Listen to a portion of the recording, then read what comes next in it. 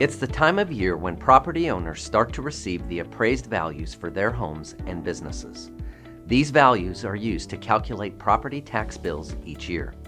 School district taxes are the largest component of those property tax bills. It can be a confusing and sometimes an overwhelming process to understand.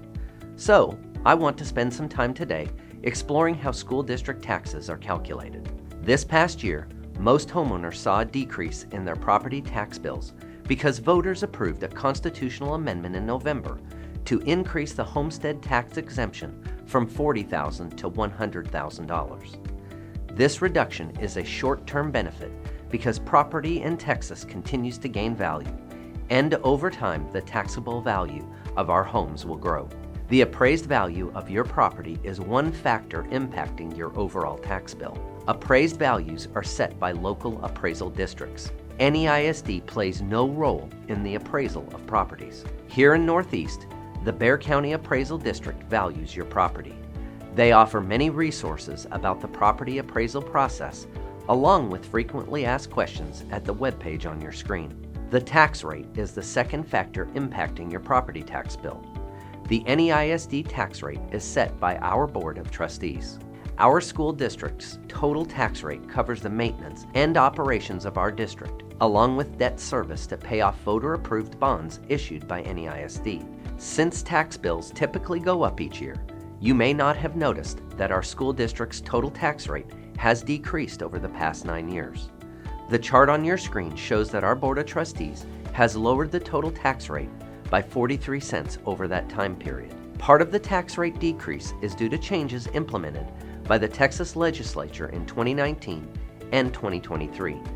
A state law was passed in 2019 that automatically lowers a school district's maintenance and operations tax rate if property values grow by more than 2.5% across the school district. While your home's value can grow more than 2.5%, and often does, state law automatically lowers a school district's maintenance and operations tax rate to slow the growth in your tax bill. Between the 2019 and 2023 legislative sessions, inflation rose nearly 15%.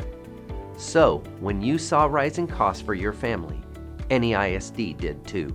The state started the 88th legislative session with a surplus close to $33 billion.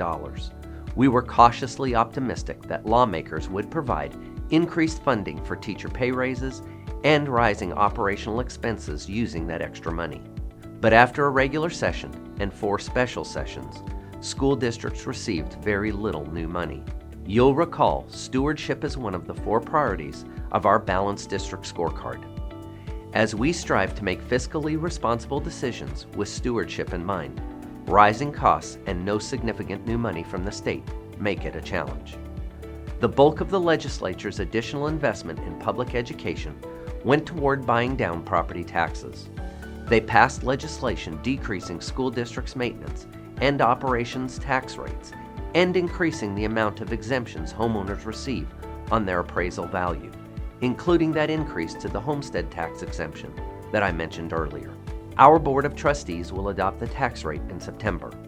That rate, combined with the appraised value of your property, will determine your tax bill next year.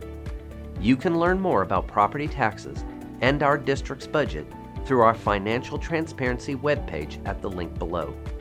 We even have a Northeast tax rate calculator there for you to estimate your school taxes after our board adopts the tax rate. I hope this message helps you better understand the property tax process. To view any of my previous messages, you can visit the Superintendent webpage at the link below. Tomorrow is a student and staff holiday, so enjoy your long weekend. I'll see you around our district.